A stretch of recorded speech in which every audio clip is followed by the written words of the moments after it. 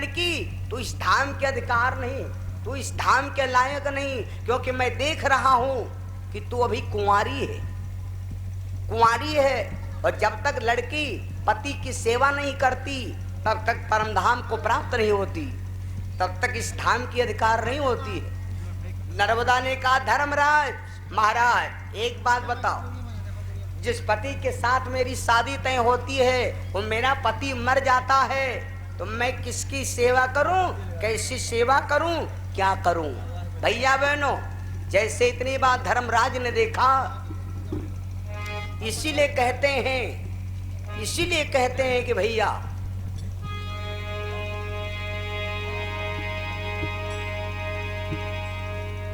लिखा परदेश किस्मत में वतन की याद क्या करना, जहां बेदर्द हाकिम है वहां फरियाद क्या करना। मेरे बंधु, आज धर्मराज जिस समय देखा तो लड़की से कहा जाओ छ बेटी घूम जाओ, चली जाओ बेटी, आज सवेरे सवेरे उठ करके जो तुम्हें मिल जाए वही तुम्हारा पति है, ये बात मान के और सेवा करने के बाद मेरे धाम चली आना। मेरे भैया लड़की वापस नर्मदा चली आई। सवेरे उठ करके बहनों भाइयों बेटियों गौर से सुन। हाँ, दोपहर में मैंने कुछ बातें बोला था कि जब घर से चलो तो 4 चीजें लेकर देहरी पर से उठा चल दो, और जब लौट कहो तो देहरे धर दो। ये 4 चीजें हमारे जीवन की मोक्ष बात है। राम जी जब अयोध्या से चले तो 4 चीजें अयोध्या से लेके चले। वह मनहिम और लेके जब आए थे तो अयोध्या के किनारे जहां पर भरत जी की कुटिया थी वहीं पर 4 चीजें समर्पण कर दिया था। मेरे बंदो, सवेरे उठ करके जो व्यक्ति तुम्हें हमारे आप को मिल जाए वो समझ लो परमात्मा का रूप है, और जो व्यक्ति पहले पहले मिले सवेरे उठ करके उस व्यक्ति को प्रणाम करना चाहिए। एक भैया जी बोले गुरुजी तुम कहते हो प्रणाम क्यों, पड़ोसी से हमारी बड़ी लड़ाई होती। बोले काहे बद कहा लग हमारी लड़ाई होते ख्यात करी म्याड़ खाते न, तो वो मिली तो उससे हम प्रणाम करब, झगड़ा हो जी। अरे उसको ना प्रणाम करो, उसकी आत्मा को प्रणाम करो, क्योंकि वही की आत्मा तुम्हारी आत्मा है साढ़ू साढ़ू। ईश्वर यंस जीवो अविनाशी, ईश्वर यंस जीवो अविनाशी।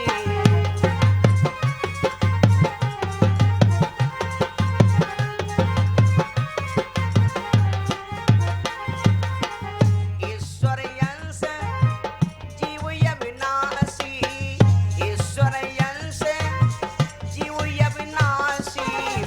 चेतन यमल सहज सुख राशि।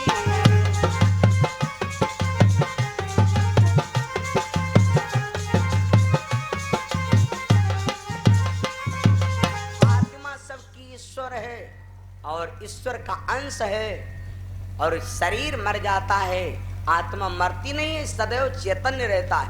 मेरे बंदो, नर्मदा कल लौट आई, सवेरे उठ करके जागी, जाग करके देखा तो अरे भैया निगाह और कबो को देखे हो, बढ़िया आदमी से ने मुलाकात हो जात, बढ़िया आदमी से मुलाकात हो जात तो दिन में 3 दाएं खाना खाओ।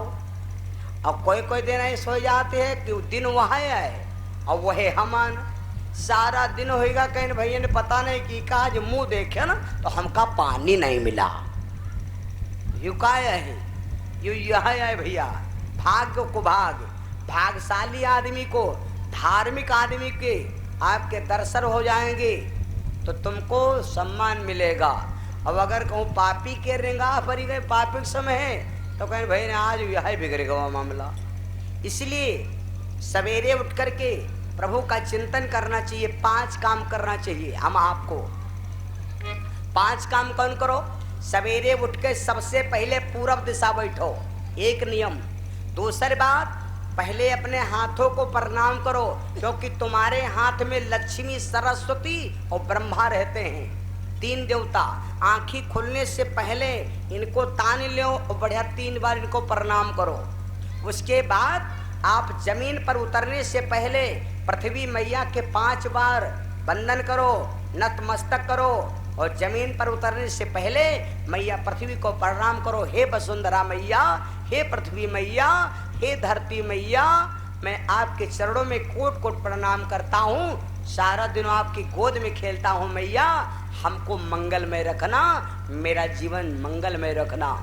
5 बार प्रणाम करने के बाद आज जमीन पर उतर करके 5 कदम पूरब दिशा को चलिए। रामचरितमानस में लिखा है 5 कदम पूरब दिशा को चलिए, आपका पूरा दिन मंगलमय रहेगा। जब पृथ्वी माता के पांव छुआ करो 5 दाएं तो कोई दियाखत तो है ही नहीं, 2 दाएं चप्पलन के रे पांव लगा कर आओ। कह दो भाई दिन भर कन्या ले ले घूमत, बात सही है, दिन भर कन्या ले ले घूमत है, कहूँ कांटा है कहूँ कांकड़ है, तो अगर 2 दाएं पांव लाग गया तो का गड़बड़ हो जाए। जो कह 2 दाएं अपने चप्पलन के रोज पांव लागत है, वे के चप्पल जल्दी टूटत नहीं है, सरत नहीं है। बोलो सिया रामचंद्र भगवान की। तो ये 5 काम हमारी माताओं बहनों भाइयों को करना चाहिए, सबको।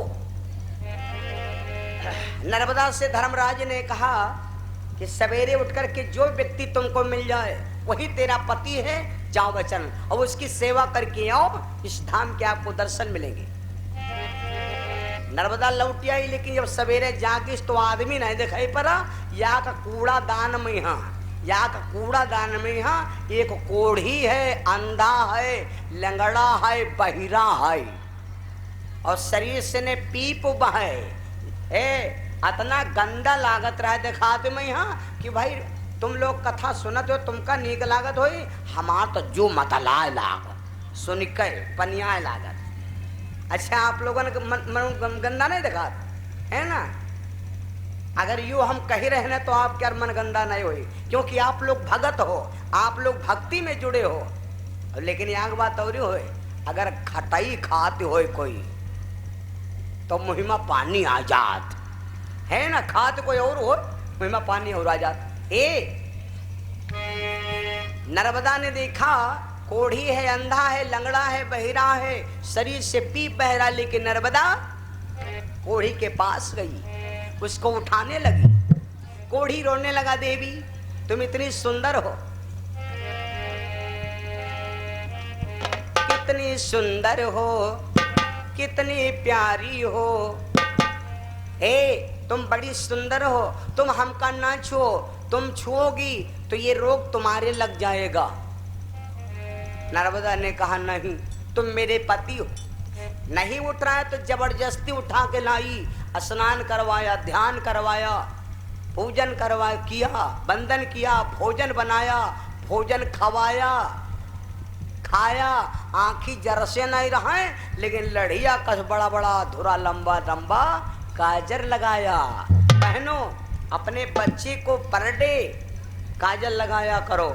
अगर अपने बेटे की आंख में बचपन में परडी जो माताएं बहनी अपने बच्चे के आंख में काजल लगाती हैं, उनकी आंखें मजबूत हो जाती हैं, रोशनी कम जाती है, रोशनदान बन जाती हैं आंखें। और जो आंखें में कब हो काजल नहीं लग तो एकदम मसा कत्ती कत्ती आंखें हुई हैं, जो गुनो उतना है नहीं। और कोई कोई माताएं मैंने कहती यही बहनी यही बहनी, वो का लड़का करी आंखें अतनी बड़ी बड़ी आंखें, अतनी बड़ी बड़ी आंखें, आंखें है ना। मेरे बंधुओं आंख की शोभा होती है, जिसकी आंखें बड़ी बड़ी होए कहते हैं वो भाग्यशाली होते है ना। मेरे बंधुओं तो नर्मदा नहवाया धोवाया, क्या करती है? संध्या से लेकर शाम तलक अपने को हाजिर करती है।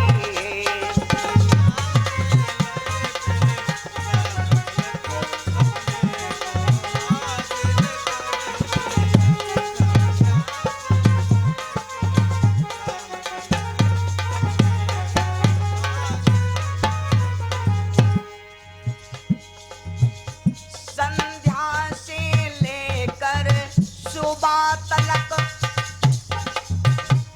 अपने को हाजिर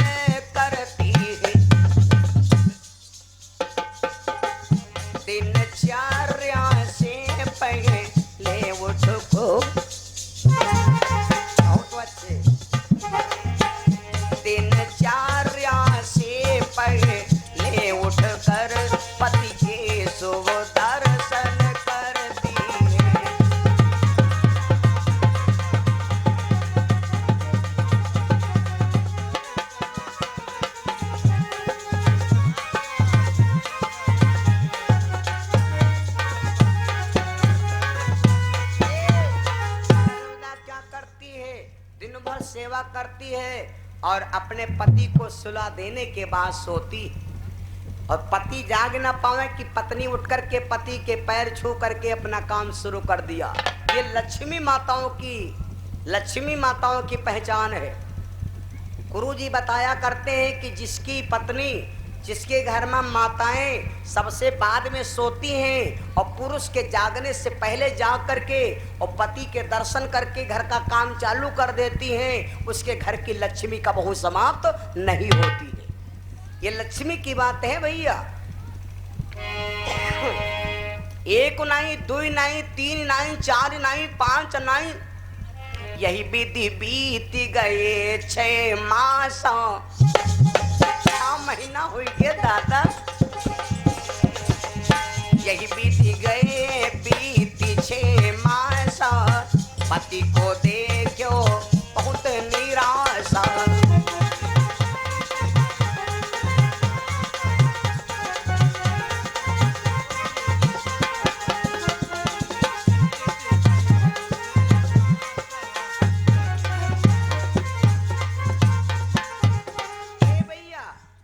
नर्मदा ने 6 महीना अपने पति की सेवा किया, लेकिन 6 महीना में नर्मदा ने देखा कि मेरे पति के चेहरा पर एक भी बार मुस्कुराहट नहीं आई। और भैया वो कैसी स्त्री है जो अपने पति को, बवाल कहां से आवत, वो कैसी स्त्री है जो अपने पति को खुश ना कर पावे। अब वो कैसा आदमी है जो अपनी औरत का यहाँ देख कर यहाँ खुश न हो। तो नर्मदा ने विचार किया कि मैं अपने पति को प्रसन्न क्यों नहीं कर पाई हूं, कोई हमसे भूल है या कोई हमसे गलती है। एक दिन नर्मदा अपने पति से हाथ जोड़ के बोली, स्वामी यूं बताओ, तुम्हारी इतनी सेवा करती हूँ और तुम गुस्सा रहते हो, खुश काहे नहीं होते हो। अब दिखाते हैं न सुनाते हैं, न कुछ है न चल पाओ। लेकिन जब इतना कहा तो नर्मदा से कोढ़ी बोला, देवी तुम कहती हो कि खुश नहीं होते हो, हम खुश काहे नहीं हो। तो नर्मदा बोली, काहे खुश नहीं हो। तो कोढ़ी बोला, खुश ही के मारे नहीं हो कि क्योंकि हमारा मन यहाँ है नहीं। तो नर्मदा बोली, फिर मनु कहाँ है। तो कोढ़ी बोला, मनु हमारा एक वैश्या के घर में आई। तो नर्मदा बोली, अपने पति को खुश के, कोई देवी अपने पति को खूब सेवा करते हो। और तो कई औरत पूछे के तुम यूं बताओ, हर सही तो तुम मर कहा भैंसा का साखी का है उल्टा करती हो। तब तो आदमी कहा लगा कि हमार मनु हिया नहीं है, हमार मनु है महावन पर।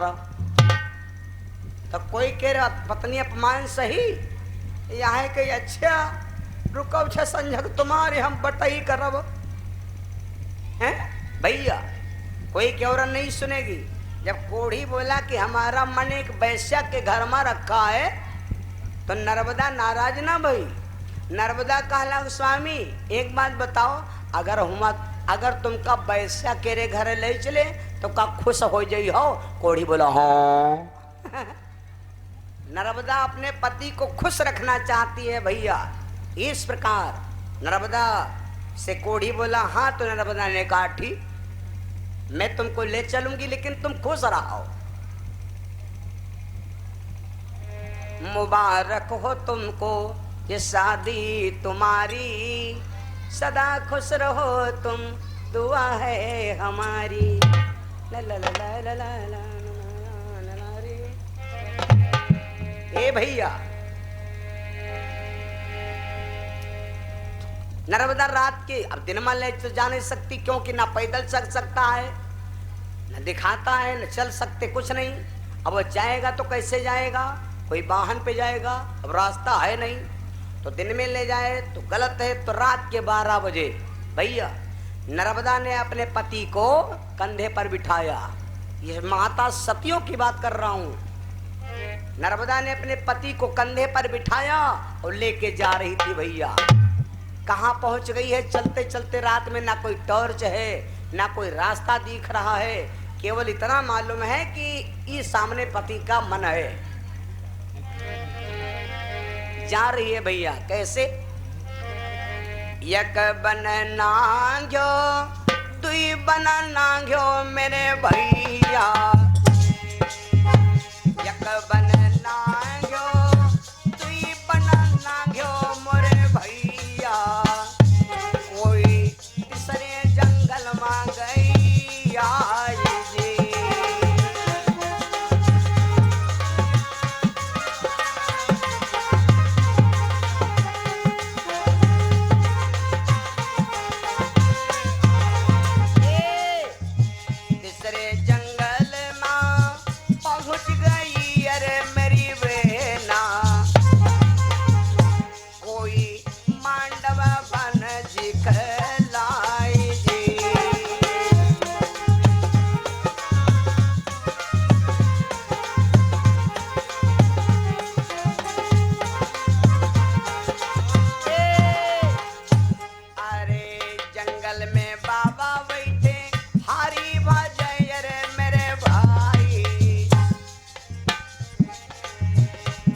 में साधु बैठे हरि को रटे अरे मेरे भैया, तीनों का मंडल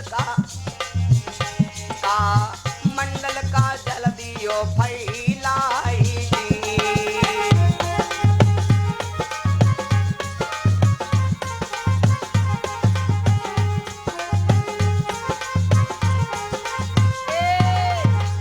जल फैलो ऋषि आँख खोली अरे मेरे भैया, आँख खोली मुनि चौकी पर अरे मेरे भैया, तीनों क्रोधों में श्राप सुनाई जी।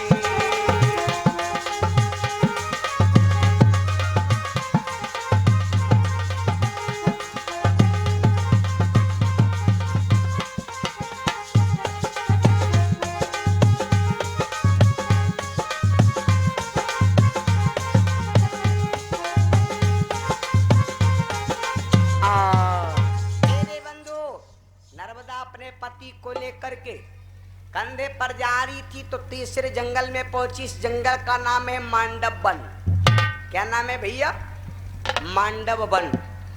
जब मांडव वन में पहुंची, चलो की को कम करो। जब मांडव वन में पहुंची भैया, उस जंगल में एक बाबा रहते हैं, बहुत त्यागी महात्मा, बैठे भजन कर रहे हैं भैया। आप पूजा करा चाहो, पाठ करा चाहो, विधान करा चाहो, तो चाहे देवी ना हो, चाहे मूर्ति ना हो, चाहे कैलेंडर ना हो, चाहे धूप बत्ती ना हो, अगर एक गिलास पानी सामने रखा है तो आप यूँ समझ लो कि 33 करोड़ देवता हमारे सामने हैं। और इसीलिए पूजा पाठ कोई हो, जल सामने रखा जाता है। क्यों? भागवत में पढ़ के देखिए जल का महत्व क्या है। भागवत में पढ़ के देखिए, भगवान कन्हैया ने जल में एक बार अपनी मूर्ति बनाया था और जल में समस्त देवताओं का निवास है भैया। तो बड़ा विचित्र बात, आज बाबा के कमंडल में जल रखा है, पैर छू गया, सारा जल पलट गया। ए भैया, बाबा की आंख खुल गई, देखा कमंडल का जल फैल गया। एक लड़की अपने पति को लिए जा रही है, अपने पति को लिए जा रही है। बाबा का नाम है मांडव ऋषि। बाबा एकदम चिल्लाए उठे, लड़की तू एक अंधे और कोढ़ी के प्रेम में जा रही है, महात्मा के जल को फैला दिया। जा लड़की, हम तेरे को श्राप देते हैं, तू अपने में क्या समझती है? जा लड़की, हम तेरे को श्राप देते हैं, जिस पति के प्यार में तू खुश है और बाबा के ध्यान नहीं दिया, मैंने क्या कर दिया? जा रहुआ, हम तेरे को श्राप दे देनी, कह देनी तो कह देनी, जा तेरा पति सूर निकलते ही मर जाएगा। जैसे इतनी बात सुना तो नर्मदा के सीने में धड़ाम से लगा, वारे बाबा हमसे भूल हो गई और आप कहते हो कि तेरा पति सूर निकलते ही मर जाएगा। नर्मदा घूम के खड़ी हो गई, महाराज क्षमा कर दो, अनजाने से हुआ है पाप, क्षमा कर दो महाराज, मेरा पति मर जाएगा। तो मेरा दुनिया में कोई नहीं रह जाएगा। बाबा ने कहा जाओ लड़की, मुख से निकली बोली बंदूक से निकली गोली वापस नहीं होती। नर्मदा ने कहा बाबा समझ लो ए लड़की। लड़की नर्मदा कहेगी बाबा मैं मानती हूं कि प्रभु के वचन पर चाहे फीका, संत वचन पत्थर की लीका, मुन के वचन हो ना भंगा, चाहे पूरब से पश्चिम बहे गंगा। फिर बाबा वापस कर ले श्राप। बाबा बोले ना। तो लड़की नर्मदा कहेगी बाबा अगर आप संत हो और कहते हो सोन निकलते ही तेरा पति मर जाएगा, तो हम हो अपने कोढ़ी पति की सेवा किया है। तुम कहते हो सोन निकलते पति मर जाएगा और मैं कहती हूँ कल भोर नहीं होई है कर सूरज बाबा ही नहीं निकल यहाँ। बाबा और सती की बात लग गई भैया। देखिए देखिए हुआ क्या, अपने पति को लेकर के कंधे पर खड़ी हो गई आश्रम पर। आहा कभी अपनी भक्ति को छोड़ेगी न हम, कभी अपनी भक्ति को छोड़ोगी न हम।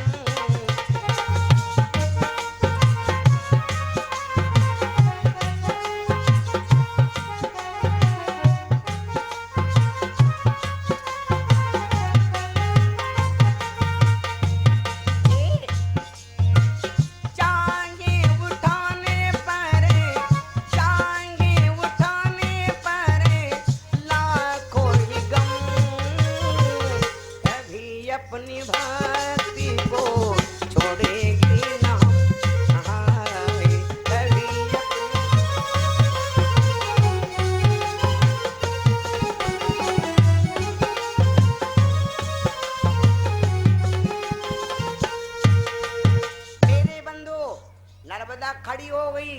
अब देखो बाबा का वचन है कि सोन निकलते पति मर जाएगा। नर्मदा का प्रताप है कि आज बाबा भोरी नहीं हुई।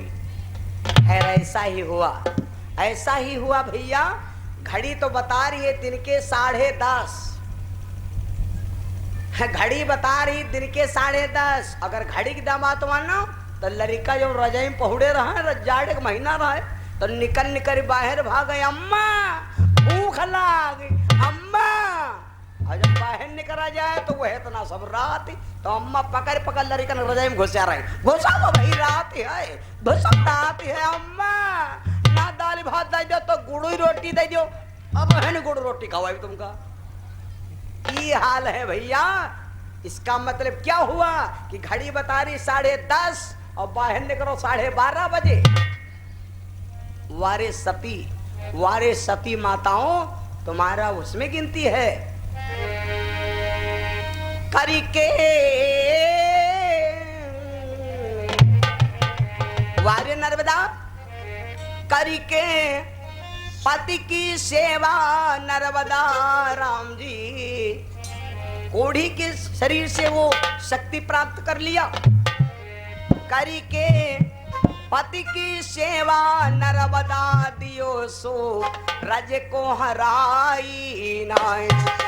करी के पति की पूजा नर्मदा दियो सो रज को हराई नाय।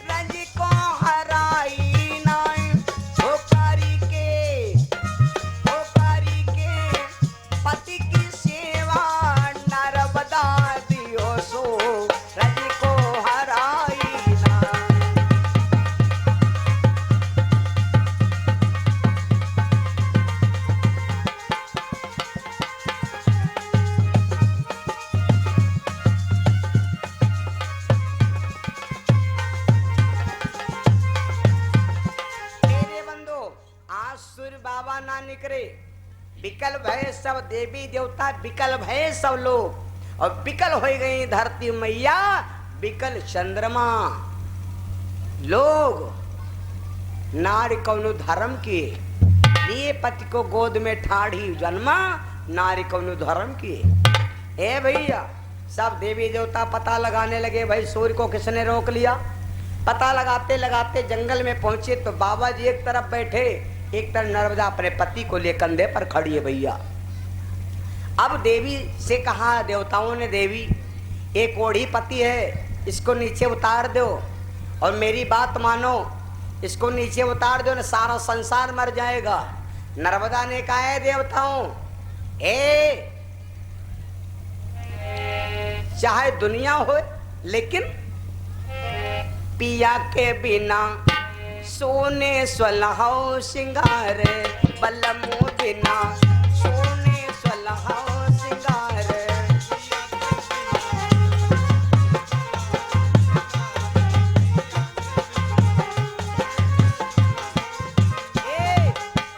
पति ही करता पिया मेरा भरता,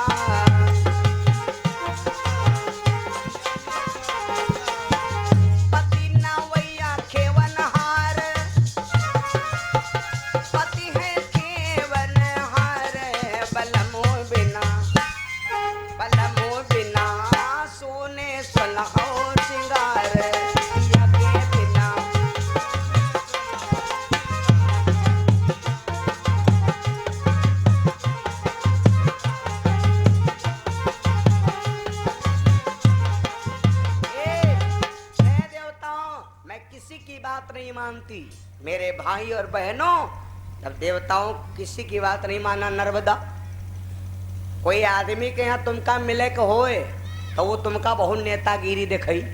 अपनी बिटिया के बियाह करे जाओ, डायरेक्ट उनके घरे पहुंच जाओ, जी क्यों बियाह करे के होए तुमका। भाई 2 लाख की संपत्ति ने दहेज मांगते है 5 लाख के, 5 लाख के बोलो लो ले आव काले हैं बोलो लो, है ना। और दुआरे पर भैंस बांधी है, जो धक्का लगा तो मरी जाई, दहेज ले हैं अत्ता।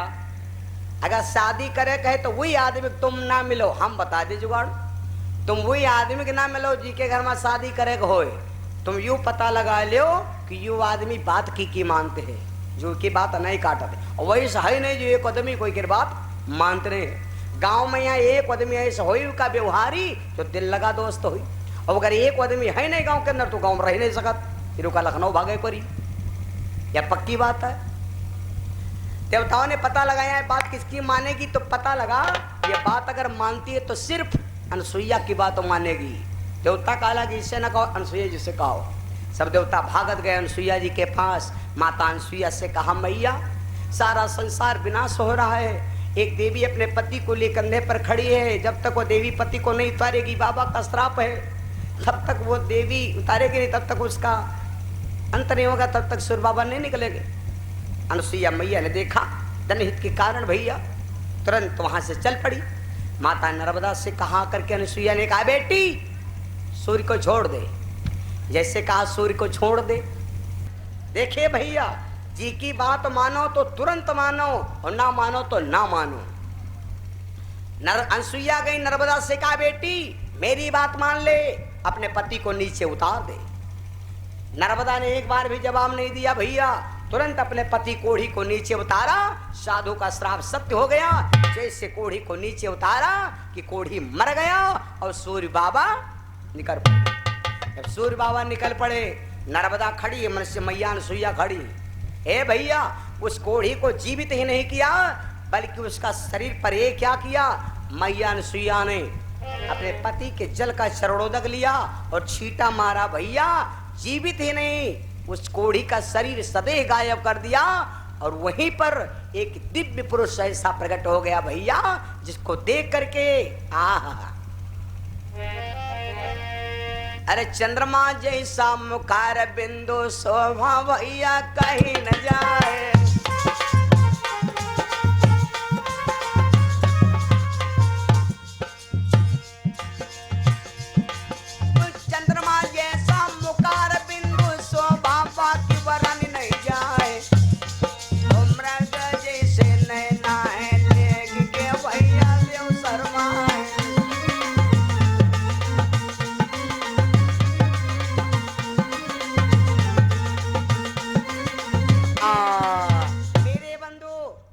इतना सुंदर पुरुष प्रकट हो गया कि गांव के लिए जो लड़की रहा है, माता अनसुईया ने तुरंत शीघ्र नर्मदा को बेटी बनाया, उस पुरुष को दामाद बनाया, शादी रचा दिया, ब्याह कर दिया। नर्मदा मैया अनसुईया के चरणों में गिर पड़ी, माँ तुमने मेरा धर्म बचाया, कभी समय आवे तो तुम हमको याद करना, मैं तुम्हारी मदद करूंगी। अत्रि महाराज तपस्या कर रहे, जेठ महीना है, बाबा की आंख खुली, बोले बेटी देवी पानी लाओ। अनसुईया मैया लेकर कमंडल दौड़ने लगी, गर्मी का मौसम, भैया पानी ना मिला। अनसुईया मैया घबरानी कि मेरा पतिव्रत धर्म चला जाएगा। माता अनसुईया ने नर्मदा को याद किया, कहा बेटी अपने मैया के धर्म को बचाओ। नर्मदा ही बोली, क्या माँ? कहने लगी, बेटी तुम्हारे पिता प्यासे हैं पानी की खोज में। माता नर्मदा ने क्या किया भैया, लिया एक सींक और जमीन पर पटक दिया। शक्ति में सती में वो क्षमता है कि सींक पटकते ही एक भैया बहुत भयंकर नदी का आवाहन हो गया। नदी बहने लगी, पास बहे सरिता जलधारा, नदी का प्रवाहन हो गया। मैया अनसुईया ने तुरंत उठाया कमंडल जल अत्रि महाराज को पियाया।